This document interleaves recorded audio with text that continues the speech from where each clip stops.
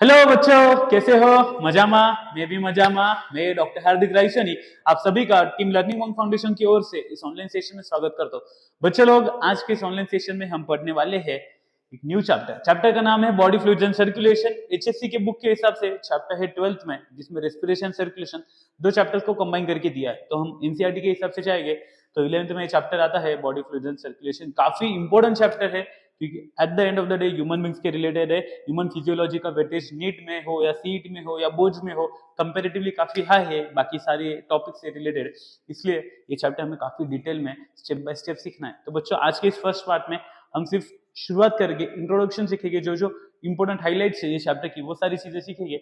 Next chapter में, next part में हम डिटेल में जाएंगे। चलो बच्चों, स्टार्ट करें। सबसे पहले इंट्रोडक्शन में मैंने एक बात कही है, why do we need transport system. हमें हमारे बॉडी में ट्रांसपोर्ट सिस्टम क्यों चाहिए भाई? ऐसा क्या है कि हमें ये पूरे इतना ब्लड चाहिए होता है, ये ट्रांसपोर्टेशन सिस्टम बनाई है। आज तक इतने साल हो गए, हम आर्टिफिशियल ब्लड नहीं बना पाए। ऐसा क्या है ब्लड में स्पेशल कि आज तक उसका कोई रिप्लेसमेंट नहीं है?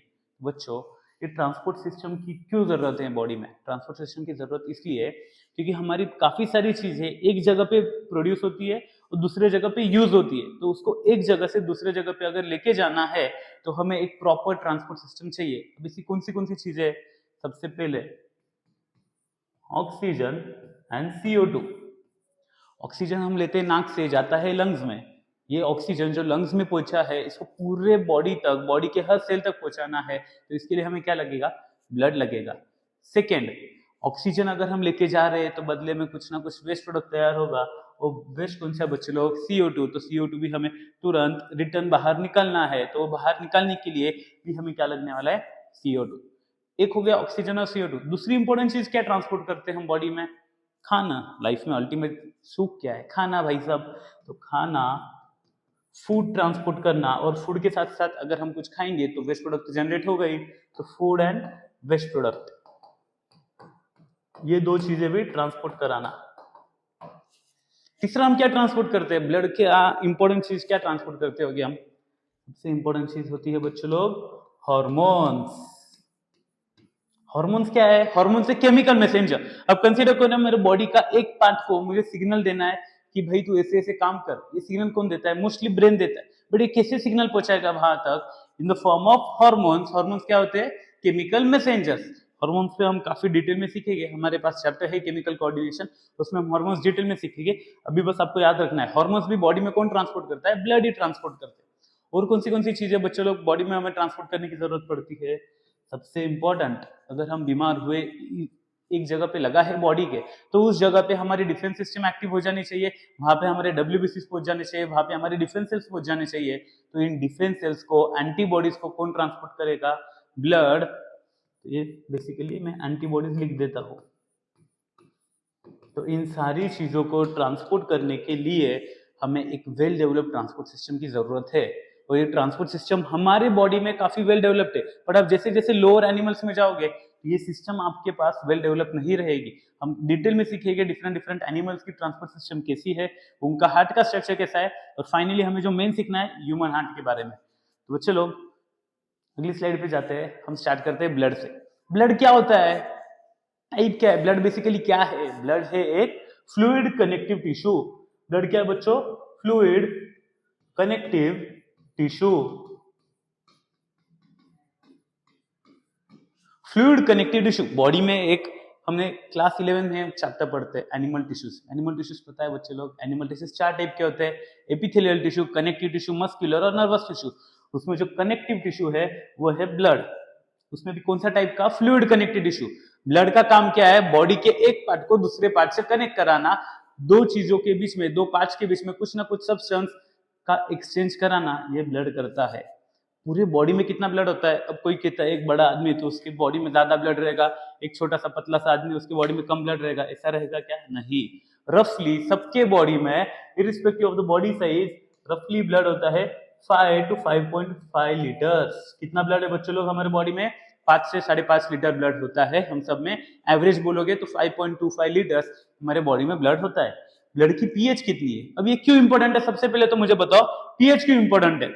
पीएच इसलिए इंपॉर्टेंट है क्योंकि ब्लड में काफी सारी क्या होती है, केमिकल रिएक्शंस। ब्लड में काफी सारी होती है केमिकल रिएक्शंस, और केमिकल रिएक्शंस के लिए हमें हमेशा क्या लगता है, कैटलिस्ट। जो बायो कैटलिस्ट है वो कौन है, बायो कैटलिस्ट है एंजाइम्स। बायो कैटलिस्ट कौन है बच्चे लोग, एंजाइम। और हमने बायोमोलिक्यूल में पढ़ा है कि अगर पीएच कम हुआ, पीएच ज्यादा हुआ, किस पे फर्क पड़ेगा, एंजाइम एक्टिविटी पे। हर एंजाइम एक स्पेसिफिक पीएच पे ही काम करता है। पीएच कम ज्यादा हो गया तो सारा का सारा बैलेंस डिस्टर्ब हो जाएगा, एंजाइम काम करना बंद करेगा। एंजाइम ने काम नहीं किया तो सेल की डेथ हो जाएगी। सेल की डेथ मतलब अल्टीमेटली हमारी डेथ हो जाएगी।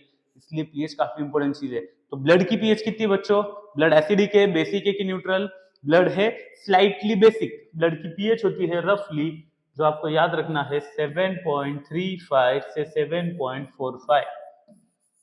ब्लड की पीएच कितनी बच्चों, 7.35 से लेके 7.45। रफली हम एवरेज कंसीडर करते हैं इन दोनों के बीच में 7.4 ये ब्लड की पीएच होती है। लास्ट चीज पे आते हैं, ब्लड का कॉम्पोजिशन। ब्लड किससे बना है, ब्लड बेसिकली दो चीजों से बनता है। एक होते हैं प्लाज्मा, एक क्या होता है बच्चों, प्लाज्मा। और दूसरा क्या होता है, दूसरा होता है फॉर्म्ड एलिमेंट्स। फॉर्म्ड एलिमेंट्स, ये क्या है, पहले कभी सुना है प्लाज्मा या फॉर्म्ड एलिमेंट्स के बारे में, आज सुन लो। प्लाज्मा बेसिकली है एक लिक्विड है, फ्लूइड पार्ट है, जो कि ब्लड का 55% अमाउंट फॉर्म करता है। जितना भी टोटल ब्लड है उस पर 55% क्या है, प्लाज्मा। प्लाज्मा मतलब क्या, ब्लड के अंदर का जो लिक्विड पार्ट है उसे हम कहते हैं प्लाज्मा। तो वही फॉर्म्ड एलिमेंट्स में आते हैं तीन लोग। सबसे पहला आदमी है आरबीसी, सबसे पहला क्या है, आरबीसी, रेड ब्लड सेल। दूसरे आते हैं बच्चे लोग डब्ल्यूबीसी, डब्ल्यूबीसी माने भाई ब्लड सेल। और तीसरे आते हैं प्लेटलेट। तीसरे कौन से बच्चे लोग, प्लेटलेट। आरबीसी डब्ल्यूबीसी के बारे में तो हम सभी ने स्कूल में भी पढ़ा है, प्लेटलेट काफी कम बच्चों को पता होता है। तो याद रखना, ब्लड में तीन टाइप के सेल्स है, आरबीसी, डब्ल्यूबीसी, प्लेटलेट्स। और इसके अलावा ब्लड में मेन क्या है, प्लाज्मा। कितने परसेंट, 55%। फॉर्म्ड एलिमेंट्स कितना बचा फिर, रफली 45% होते हैं हमारे ब्लड में फॉर्म्ड एलिमेंट्स। बच्चे लोग ये था ब्लड का कंपोजिशन, ब्लड का टाइप, पीएच। इसके बाद हम एक एक कंपोजिशन को अब डिटेल में सीखते हैं। प्लाज्मा के बारे में काफी सारी इंफॉर्मेशन है जिसपे क्वेश्चंस आंके गए हैं, मैं आपको एक एक करके बताता हूँ। सबसे पहले प्लाज्मा का कलर। प्लाज्मा का कलर क्या बच्चे लोग, प्लाज्मा का कलर है स्ट्रॉ कलर्ड। आप पूछोगे ये स्ट्रॉ कलर मतलब कौन सा, वो नारियल पानी पीते वक्त तो येलोइश कलर का स्ट्रॉ देखा है कभी, ट्रांसपेरेंट येलो कलर का, ठीक उसी तरह का हमारा प्लाज्मा होता है। तो आप तो बोलोगे ब्लड रेड है, तो ये आप ये स्ट्रॉ कलर क्यों बोल रहे हो, ब्लड रेड क्यों है, because of RBC. RBC red क्यों है, बिकॉज ऑफ हीमोग्लोबिन। हम डिटेल में पढ़ेंगे आगे, बस अभी याद रखना प्लाज्मा का कलर क्या है, स्ट्रॉ कलर्ड। सेकेंड, प्लाज्मा कितने परसेंट ऑफ ब्लड फॉर्म करता है, 55%, जो कि ऑलरेडी हमने बोला 55%। थर्ड पॉइंट जो बच्चे लोग आपको याद रखना है कि प्लाज्मा रहेगा viscous fluid, viscous slightly alkaline.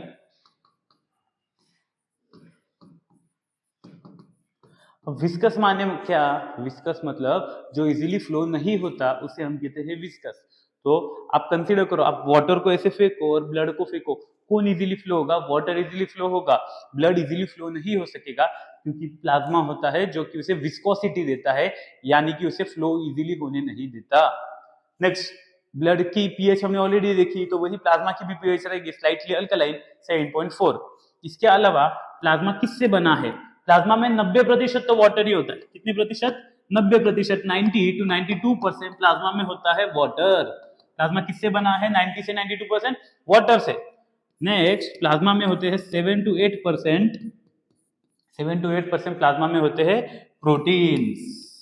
अब आप बोलोगे कौन से प्रोटीन से भाई प्लाज्मा में, प्लाज्मा में जो इंपॉर्टेंट प्रोटीन है बच्चों लोग वो आपको एक एक करके याद रखने हैं। सबसे इंपॉर्टेंट होता है, सबसे कॉमन, अल्ब्यूमिन। कौन सा है, अल्ब्यूमिन। दूसरा कौन सा है, अल्ब्यूमिन का भाई ग्लोबुलिन, अल्ब्यूमिन का भाई याद रखना ग्लोबुलिन। तीसरा आपको जो याद रखना है वो है बच्चे लोग फाइब्रिनोजेन। कौन सा है, फाइब्रिनोजेन। और काफी सारे होते हैं बट ये तीन, albumin, globulin, fibrinogen, these are the important plasma proteins. और इन्हीं तीनों के कारण प्लाज्मा विस्कस होता है, इजीली फ्लो नहीं हो पाएगा। और ये तीन एक और इंपॉर्टेंट काम करते हैं, ये हमारे ब्लड की पीएच मेंटेन करके रखते हैं। तो हमारे बॉडी का एसिड बैलेंस जो मेंटेन रखने में मदद करते हैं वो होते हैं ये प्लाज्मा प्रोटीन्स। और इसके अलावा अब 90 से 92% गया, 7 से 8% गया, कितने परसेंट बचा? 1% बचा। 1% में अदर होता है, अदर सब्सटेंसेस। अब अदर सब्सटेंसेस में क्या क्या आएगा? ब्लड में क्या क्या चीजें होती है, क्या क्या हमें नॉर्मली मिलता है ब्लड में? सबसे पहले ऑक्सीजन एंड CO2। दूसरा हमें क्या मिलेगा? Food and waste product. Oxygen and CO2, food and waste product. इसके अलावा एंजाइम्स मिलेंगे, एंटीबॉडीज मिलेगी, हार्मोन्स मिलेंगे, यूरिया मिलेगा।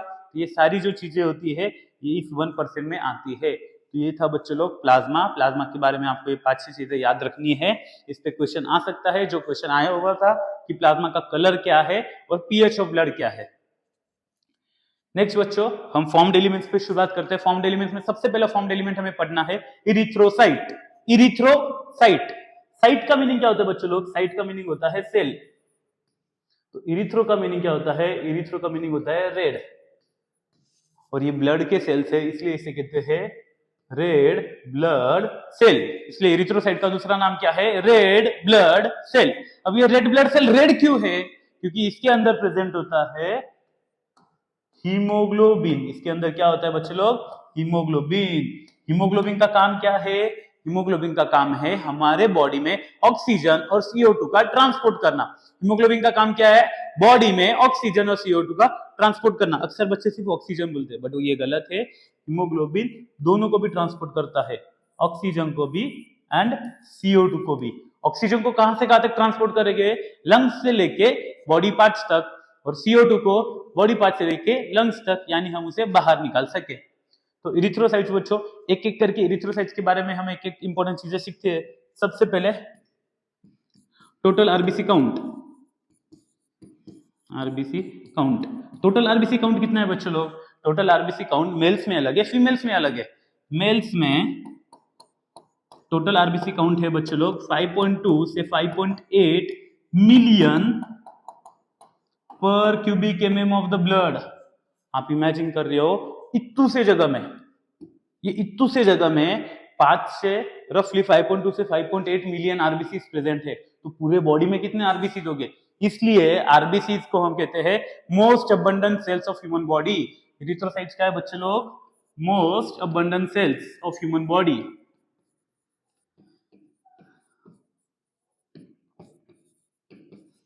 मोस्ट अबंडेंट, अबंडेंट का मीनिंग क्या होता है? ज्यादा। तो सबसे ज्यादा सेल्स कौन से बॉडी में? आरबीसी।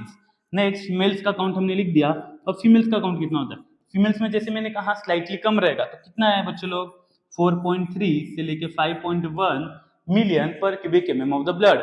अब ऐसा क्यों? मेल्स में क्यों ज्यादा है, फीमेल्स में क्यों आरबीसी काउंट कम है? तो ये कॉमन सेंस है बच्चे लोग।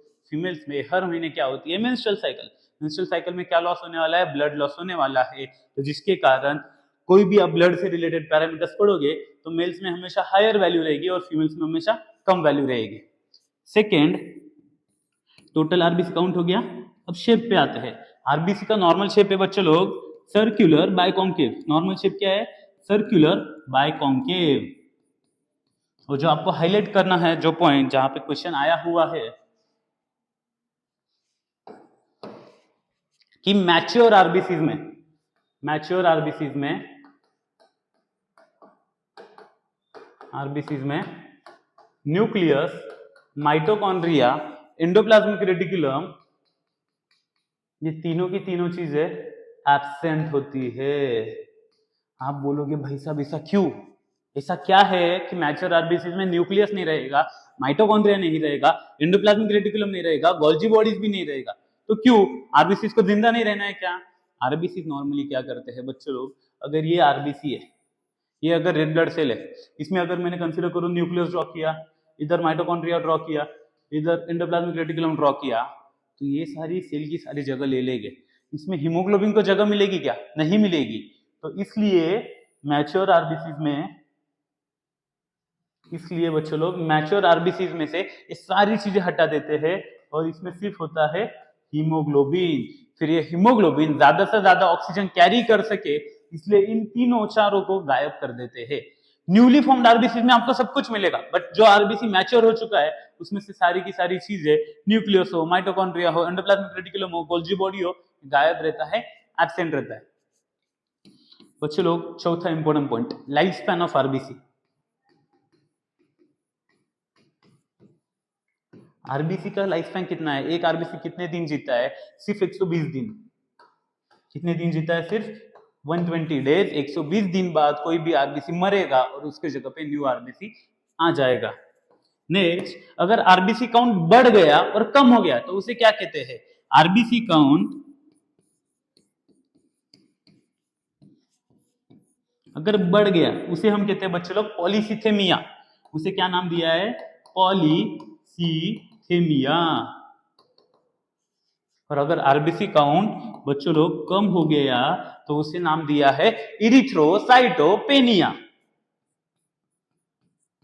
इरिथ्रोसाइटोपेनिया। तो आपको याद रखना है, आरबीसी काउंट बढ़ गया पॉलीसिथेमिया, आरबीसी काउंट घट गया इरिथ्रोसाइटोपेनिया। तो ये बच्चों लोग आरबीसी के बारे में इंपॉर्टेंट पॉइंट्स है। और क्या रहेगा आरबीसी के बारे में? आरबीसी कहां पे फॉर्म होता है? Site of formation.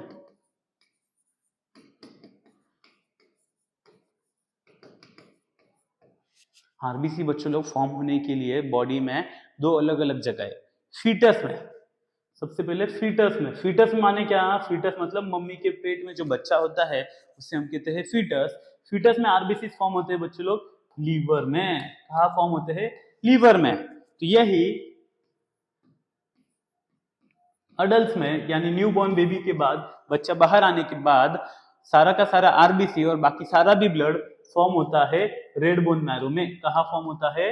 Red bone, side में ले लेता हूं थोड़ा सा, रेड बोन मैरो।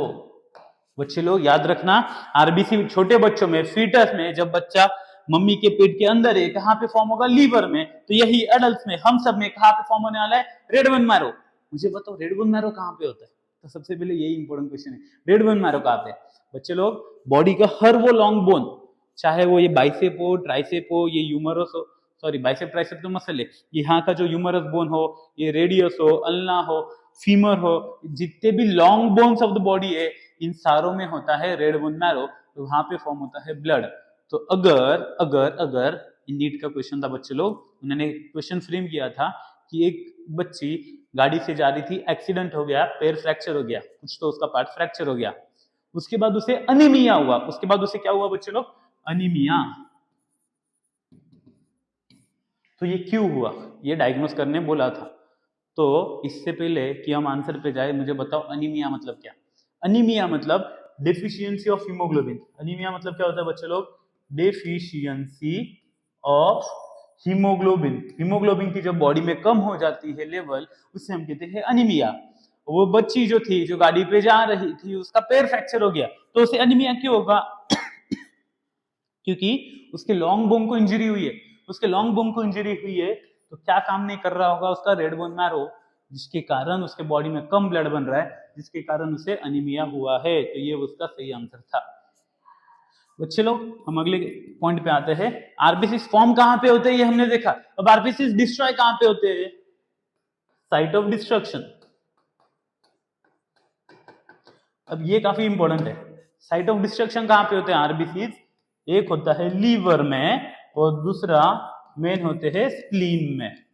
ऑप्शन में रहा लीवर और स्प्लीन, तो बोथ पे जाओ और दोनों में से अगर किसी एक को चुनना है तो मेन इंपॉर्टेंट है स्प्लीन। मेन इंपॉर्टेंट क्या है? स्प्लीन। स्प्लीन को बच्चे लोग हम कहते हैं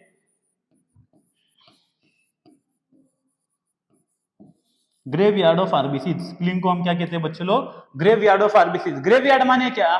ग्रेवयार्ड माने श्मशान, जहां पे हमारा अंतिम संस्कार किया जाता है, आदमी मरने के बाद जहां जाता है उसे हम कहते हैं ग्रेवयार्ड।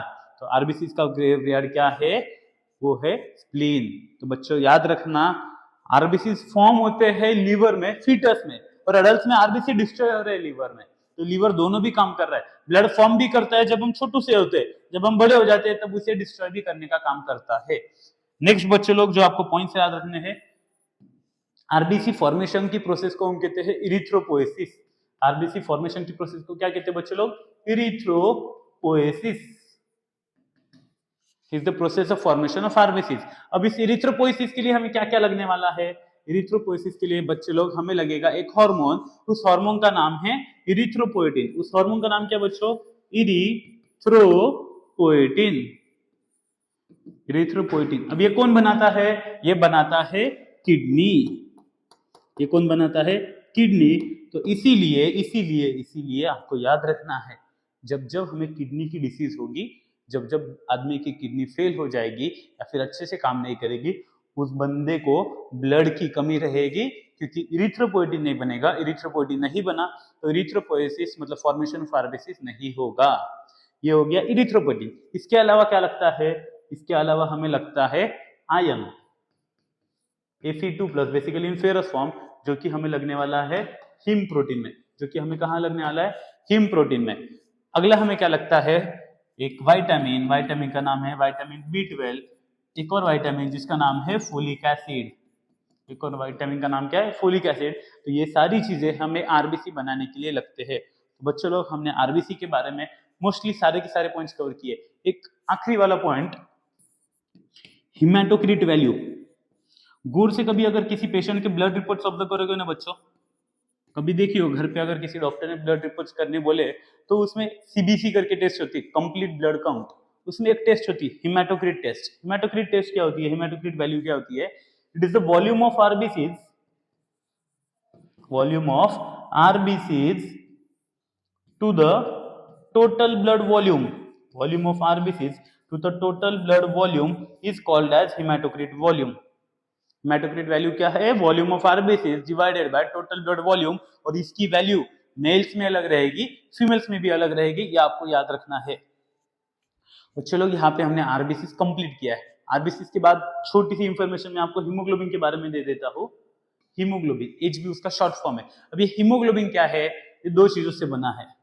एक ये बना है हीम प्रोटीन से और दूसरा ये बना है ग्लोबिन से। ग्लोबिन भी एक प्रोटीन है। हीम किससे बना है? हीम बना है बेसिकली बच्चों लोग आयन से। हीम किससे बना है? आयन। आयन वो भी कौन से फॉर्म में? फेरस फॉर्म में होता है। तो ये जो ग्लोबिन होता है ये भी चेन से। अब ये हीमोग्लोबिन में होती है 2 अल्फा ग्लोबिन चेन और 2 बीटा ग्लोबिन चेन। कितनी चेन से? टोटल 4। 2 अल्फा की चेन और 2 बीटा की चेन। अब ये जो हीमोग्लोबिन है इसकी नॉर्मल वैल्यू कितनी है? हीमोग्लोबिन की नॉर्मल वैल्यू है बच्चे लोग, मेल्स में होता है, जैसे मैंने कहा मेल्स में ज्यादा रहेगी, फीमेल्स में कम रहेगी। मेल्स में नॉर्मल वैल्यू है 13 से 18 ग्राम %। यही फीमेल्स में वैल्यू होती है 11 से 16 ग्राम %। तो मेल्स में हमेशा हीमोग्लोबिन की वैल्यू हायर, फीमेल्स में कम है। मेल्स में है 13 से 18 ग्राम %, फीमेल्स में है बच्चे लोग 11 से 16 ग्राम %। यहाँ पे इतने सारे पॉइंट्स हमने आरबीसी के बारे में पढ़े हैं। आरबीसी पे आपको काफी सारे क्वेश्चन ऑलरेडी पूछे, नीट में या सीईटी हो, तो आपको डिटेल में सीखना है। नेक्स्ट हम अगले इंपॉर्टेंट सेल्स पे आते हैं। अगले इंपॉर्टेंट सेल्स है बच्चे ल्यूकोसाइट्स। ल्यूकोसाइट्स बहुत बड़ा टॉपिक है। क्यों बड़ा टॉपिक है? क्योंकि ल्यूकोसाइट्स के बहुत सारे टाइप्स होते हैं। पहले तो उसके नाम पे जाते हैं। ल्यूको माने क्या और साइट्स माने क्या? ल्यूको माने कलरलेस। ल्यूको मतलब क्या होता है? कलरलेस। कोई भी चीज जो कलरलेस होती है उसे हम क्या कहते हैं? White colour. ये व्हाइट साइट होते हैं, जैसे ऑलरेडी हमने डिस्कस किया, सेल, और ये ब्लड में है इसलिए इसका दूसरा नाम है व्हाइट ब्लड सेल। इसका दूसरा नाम क्या बच्चे लोग? White blood cell. तो एक एक करके हम ल्यूकोसाइट्स के बारे में इंपॉर्टेंट चीजें सीखते हैं, फिर आगे जाते हैं। अब सबसे इंपॉर्टेंट चीज, जैसे आरबीसीज के बारे में हमने पढ़ा था, आरबीसीज थे नॉन न्यूक्लिएटेड, वहां पे न्यूक्लियस एब्सेंट था। तो ल्यूकोसाइट्स रहेंगे न्यूक्लिएटेड। ल्यूकोसाइट्स क्या रहेंगे? न्यूक्लिएटेड। डब्ल्यूबीसी काउंट कितना रहेगा? डब्ल्यूबीसी काउंट रफली रहेगा 4000 से 11000 पर क्यूबिक एमएम ऑफ ब्लड। कितना है WBC count? Total WBC count 4000 से 11000 पर cubic MM of the blood. अगर ये डब्ल्यूबीसी काउंट बढ़ गया, इसे हम कहते हैं ल्यूकोसाइटोसिस। इसे हम क्या कहते हैं बच्चे लोग? ल्यूकोसाइटोसिस। और वही इसका ऑपोजिट हुआ, अगर डब्ल्यूबीसी काउंट घट गया उसे हम कहते हैं ल्यूकोपेनिया। उसे हम क्या कहते हैं? ल्यूकोपेनिया। अगर डब्ल्यूबीसी काउंट बढ़ा तो ल्यूकोसाइटोसिस, कम हुआ तो ल्यूकोपेनिया। एक एबनॉर्मल कंडीशन जो आपको याद रखनी है, जब WBC count is greater than 1 lakh, जब डब्ल्यूबीसी काउंट 1 लाख से ज्यादा हो जाता है, उस कंडीशन को हम कहते हैं ल्यूकेमिया। उसे हम क्या कहते हैं? ल्यूकेमिया, ल्यूकेमिया होता है WBC का कैंसर। ल्यूकेमिया क्या होता है?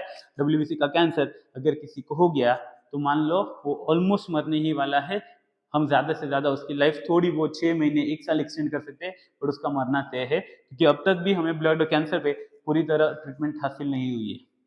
तो बच्चों लोग WBC हमेशा क्या रहेंगे? न्यूक्लिएटेड। टोटल WBC काउंट कितना है? 4 से 11,000 पर cubic MM of the blood. बढ़ गया तो ल्यूकोसाइटोसिस, कम हो गया तो ल्यूकोपेनिया, अगर 1 लाख से ज्यादा हो गया तो ल्यूकेमिया। अब नेक्स्ट बच्चों, जो ल्यूकोसाइट्स होते हैं WBC, ये 2 टाइप के हैं। ल्यूकोसाइट्स कितने टाइप के बोले मैंने आपको? 2 टाइप के। सबसे पहले होते हैं ग्रैन्युलोसाइट्स, 72% होते हैं बच्चों लोग ग्रैन्युलोसाइट्स। कितने परसेंट है? 72%। कितना बचा? 28%, वो होते हैं अग्रैन्युलोसाइट। अग्रैन्युलोसाइट होता है सिर्फ और सिर्फ 28%। ग्रैन्युलोसाइट है 72%, अग्रैन्युलोसाइट है 28%। अब ये ग्रैन्युलोसाइट जो होते हैं ये भी 3 टाइप के हैं बच्चों लोग, जो हमें याद रखना है। सबसे पहले होते हैं न्यूट्रोफिल। सबसे पहले कौन से है? न्यूट्रोफिल। फिर आते हैं इयोसिनोफिल। इयोसिनोफिल, या इसका दूसरा नाम है एसिडोफिल। और तीसरे है बच्चे लोग बेसोफिल। तीसरा कौन सा है? बेसोफिल। और वही अग्रैन्युलोसाइट सिर्फ 2 टाइप के हैं। अग्रैन्युलोसाइट्स कितने टाइप के हैं? 2। इसमें आते हैं मोनोसाइट्स और एक होते हैं लिम्फोसाइट। हम एक एक करके सबके बारे में सीखे कि पूरा चार्ट बना के एक ही साथ में सब सीख ले। चलो चार्ट बना के सबको एक साथ कंबाइन में सीखते हैं। एक बड़ा सा चार्ट बनाते हैं। टोटल कितने टाइप के WBC थे बच्चे लोग? अब भी हमने पढ़ा, टोटल है 5 टाइप के WBC। तो ये एक कैरेक्टरिस्टिक वाला कॉलम रखते हैं। एक न्यूट्रोफिल, दूसरा कौन सा है? इयोसिनोफिल, तीसरा कौन सा है? बेसोफिल, चौथा कौन सा है? लिम्फोसाइट, और फिर होता है मोनोसाइट। तो ये सबसे पहला न्यूट्रोफिल। दूसरा क्या रहेगा बच्चों? बेसोफिल या फिर इयोसिनोफिल। इयोसिनोफिल। चौथा पांचवा क्या रहेगा बच्चों लोग? लिम्फोसाइट और मोनोसाइट।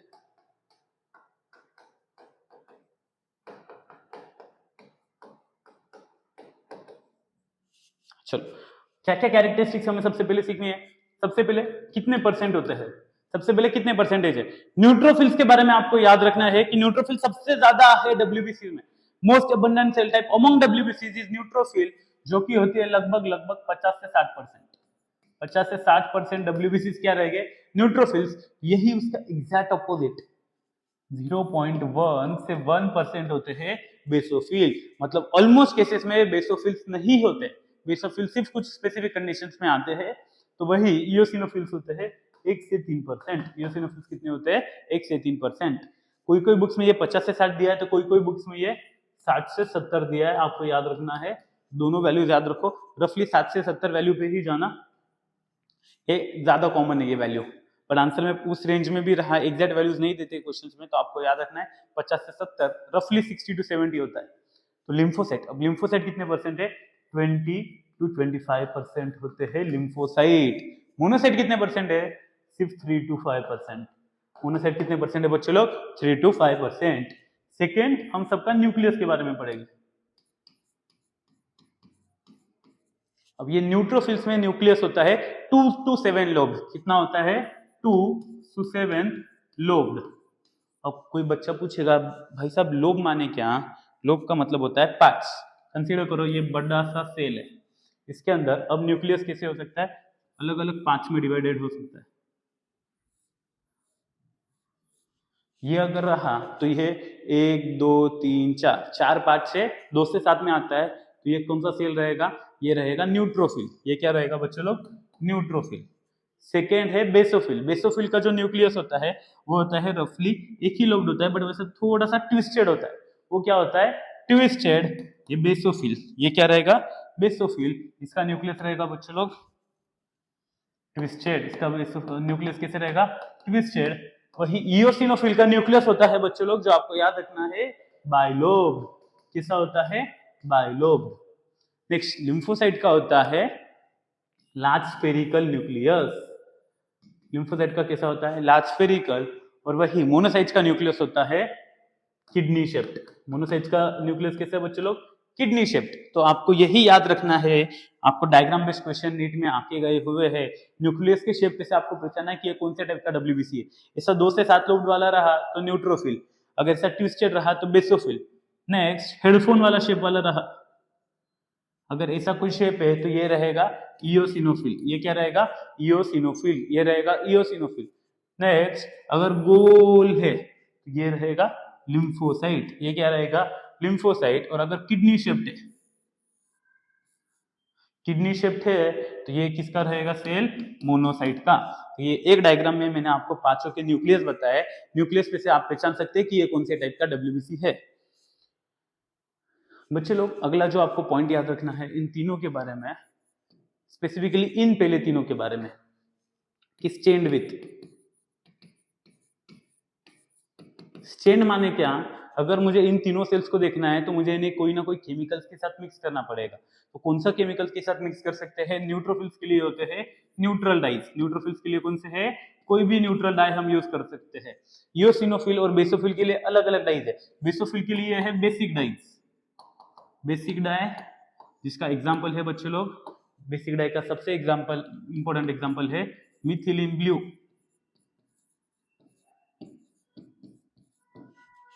और लास्ट इयोसिनोफिल। इयोसिनोफिल का होता है एसिडिक डाई।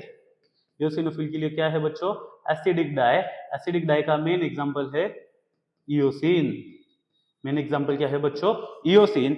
बेसोफिल हमें ब्लू कलर का दिखता है तो इयोसिनोफिल हमें रेड कलर का दिखता है।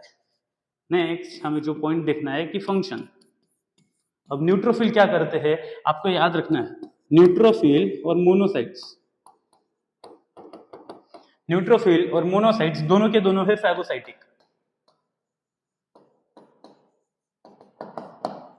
न्यूट्रोफिल्स और मोनोसाइट्स दोनों के दोनों है फैगोसाइटिक। और फैगोसाइटोसिस मतलब क्या? और फैगोसाइटिक सेल्स मतलब क्या? फैगोसाइटोसिस मतलब कंसीडर करो मेरे बॉडी में कोई भी फॉरेन ऑर्गेनिज्म आ रहा है तो मेरे बॉडी के कुछ सेल्स एक्टिव हो जाएंगे उसे मारने के लिए। तो ये सेल्स क्या करते हैं? उस फॉरेन ऑर्गेनिज्म को खुद के अंदर लेते हैं, उसका गेम कर देते हैं, उसे मार देते हैं। तो इन सेल्स को हम कहते हैं फैगोसाइटिक सेल्स। और इस प्रोसेस को कहते हैं फैगोसाइटोसिस। इस प्रोसेस को क्या कहते हैं? फैगोसाइटोसिस। बाहर से आए हुए सेल को खुद के अंदर लेने का, उसका गेम कर देने का, उसको मार देने का। ये हमारे बॉडी का सबसे इंपॉर्टेंट डिफेंस मैकेनिज्म है। जहां जहां पे हमें इन्फेक्शन होगा, हमें इंजरी होगी, सबसे पहला जो सेल आता है डिफेंस में वो होता है न्यूट्रोफिल। सबसे पहला कौन सा है? न्यूट्रोफिल। कुछ देर के बाद, रफली 48 आवर्स के बाद न्यूट्रोफिल गायब हो जाता है, उसकी जगह लेता है मोनोसाइट्स। तो जैसे कुछ भी मैटर हो जाने पे हम पहले हमारे भाई को फोन करते हैं, सबसे पहला आने वाला हमारा भाई कौन सा है? न्यूट्रोफिल। उसके बाद कौन सा आता है? मोनोसाइट्स। तो ये बाकी तीनों क्या करते हैं? अब बेसोफिल। बेसोफिल के बारे में एक इंपॉर्टेंट चीज ये है कि बेसोफिल सिर्फ एलर्जिक कंडीशंस में आते हैं। बेसोफिल्स क्या करते हैं? एलर्जिक कंडीशंस में आते हैं। जहां जहां पे एलर्जी रहेगी और इन्फेक्शन रहेगा उसी केस में हमें बेसोफिल्स मिलेंगे, नहीं तो बेसोफिल्स प्रेजेंट नहीं होते। और बेसोफिल्स 3 मेन केमिकल्स बनाते हैं। 3 मेन केमिकल्स के नाम मैं लिखता हूं। सबसे पहले होता है हिपैरिन। हिपैरिन है बेसिकली बच्चों एक एंटीकोआगुलेंट। हिपैरिन क्या है? एंटीकोआगुलेंट, जो कि ब्लड को क्लॉट होने नहीं देगा। दूसरा होता है हिस्टामाइन और तीसरा होता है सेरोटोनिन। ये हिस्टामाइन, सेरोटोनिन, ये दोनों क्या करते हैं? ये एलर्जिक रिएक्शंस प्रोड्यूस करते हैं। ये बेसिकली बॉडी में इंफ्लेमेशन कॉज करते हैं। तो आपको याद रखना है बेसोफिल्स एलर्जिक रिएक्शन प्रोड्यूस करते हैं और एंटी एलर्जिक सेल्स है इयोसिनोफिल। इयोसिनोफिल क्या है? Anti allergic. Basophils allergy produce करेंगे, इयोसिनोफिल एलर्जी को अपोज करेंगे। तो लिम्फोसाइट्स क्या करते हैं? लिम्फोसाइट 2 टाइप के, एक होते हैं टी लिम्फोसाइट, एक होते हैं बी लिम्फोसाइट। टी लिम्फोसाइट कौन सी इम्यूनिटी देते हैं? Cell mediated immunity. Cell mediated immunity. तो वही दूसरे कौन से टाइप के बोले मैंने आपको? B lymphocyte. दूसरे कौन से बच्चे लोग? B lymphocyte. ये हमें देते हैं antibody antibody mediated immunity.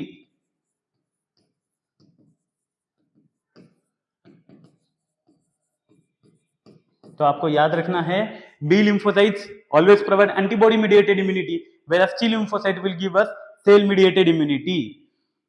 Neutrophil monocytes दोनों भी फैगोसाइटिक है, eosinophil anti allergic, basophil allergic. अब इसके साथ साथ जो एक्स्ट्रा पॉइंट्स आपको याद रखने हैं, लिम्फोसाइट ये होते हैं स्मॉलेस्ट डब्ल्यूबीसी। लिम्फोसाइट क्या है?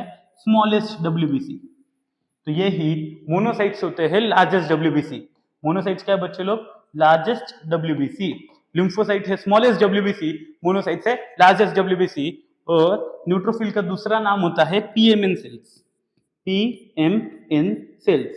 और पीएमएन सेल्स क्यों कहते हैं? पीएमएन का फुल फॉर्म है polymorphonuclear leukocyte. Poly मतलब क्या? मेनी।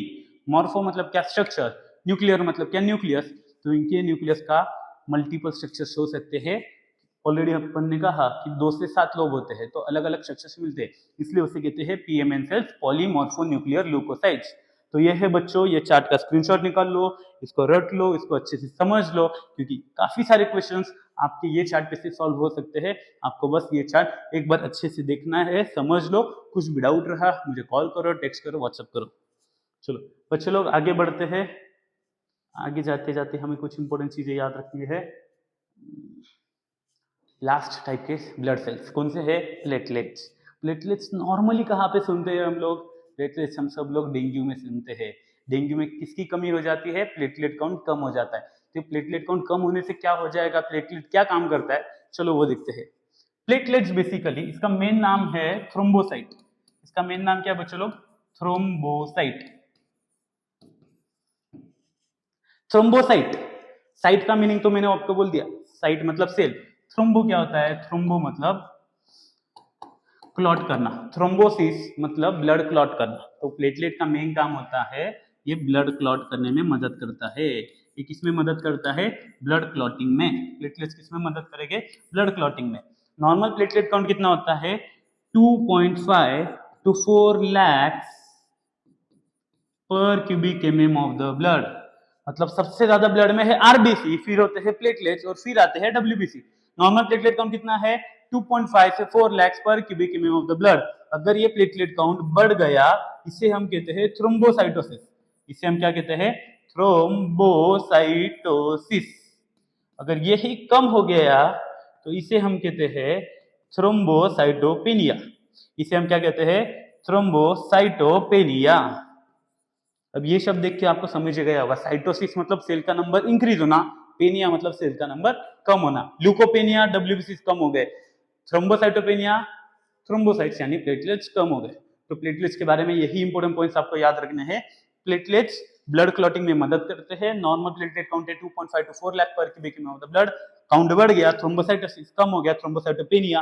नॉर्मली कॉमनली कौन से डिसीज में प्लेटलेट काउंट कम होता है? डेंगू में, क्योंकि जो डेंगू वाला हमारा जो पैरासाइट होता है, जो हमारा डेंगू कौन कॉज करता है? बहुत सारे बच्चे लोग बोलेंगे मच्छर। तो याद रखना, डेंगू मच्छर कॉज नहीं करता है, मच्छर बस उस वायरस को हम तक लेके आ रहा है। मच्छर क्या है? इट्स अ वेक्टर, उसे हम तक लेके आ रहा है। किसको? डेंगू का वायरस होता है, ये याद रखना। Dengue is a viral disease. तो बच्चे लोग प्लेटलेट्स डेंगू में कम हो जाते हैं। एक और इंपॉर्टेंट चीज, एक और शब्द आपको याद रखना है, शब्द है मेगा कैरियोसाइट्स। कैरियोसाइट्स, जो प्लेटलेट्स है ये बने हैं मेगा कैरियोसाइट्स से। मेगा मतलब क्या? बड़े। तो बड़े सेल्स होते हैं मेगा कैरियोसाइट्स, उनमें से छोटे छोटे से प्लेटलेट्स फॉर्म होते हैं। आपको ये सारा याद रखना है। तो बच्चे लोग इस पार्ट में हम यहीं पे रुकेंगे। इस पार्ट में मेनली हमने इंट्रोडक्शन सीखा है और ब्लड के बारे में, ब्लड का इंट्रोडक्शन और ब्लड का कॉम्पोजिशन हमने डिटेल में लिया है। ब्लड काफी इंपॉर्टेंट पार्ट है, क्योंकि हमें पता है हमारे बॉडी का सबसे इंपॉर्टेंट फंक्शन करता है ब्लड। तो आप अज्यूम कर सकते हो कि ब्लड पे कितने सारे क्वेश्चंस आप एक्सपेक्ट कर सकते हो। बहुत सारे क्वेश्चंस ब्लड पे आ सकते हैं। तो प्लीज डिटेल में सीखो। सीखते वक्त छोटा सा भी डाउट रहा, कॉल करो, टेक्स्ट करो, व्हाट्सएप करो। हम हमेशा आपके साथ है एग्जाम के लास्ट दिन तक। हम हमारी पूरी तरीके से आपके साथ है। बस आपका एक ही काम है, आपको बस पढ़ते रहना है, पढ़ते रहना है, पढ़ते रहना है।